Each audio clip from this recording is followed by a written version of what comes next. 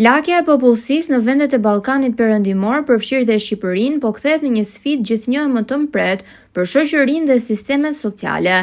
Sipas raportit të fundit të Bankës Botërore, një nga problemet kryesore që pritet të përballit vendi është rritja e kërkesës për shërbime të kujdesit afatgjat për të moshuarit, në një kohë kur popullsia po shkon drejt asaj që cilësohet si superplagje.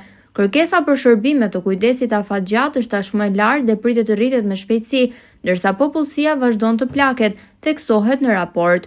Kujdesi afatgjat përfshin shërbime për personat që për shkak të kufizimeve fizike apo mendore kanë nevojë për ndihmë të vazhdueshme në aktivitetet e përditshme. Të dhënat tregojnë se rreth 16% e personave mbi 65 vjeç përballen me vështirësi të mëdha në jetën e përditshme, ndërsa 32% të tjerë raportojnë vështirësi të pjesshme.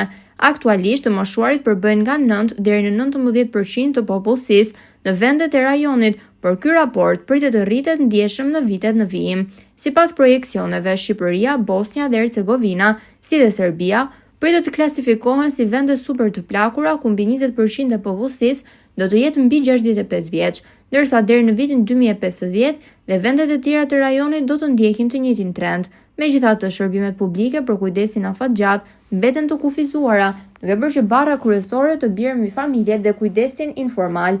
Raporti nënvizon se mbështetja aktuale fokusohet kryesisht në kujdesin rezidencial dhe pagesat në para për kujdestarët, ndërsa shërbimet në shtëpi dhe ato komunitare mbeten ende të pazhvilluara dhe shpesh të varura nga donatorët.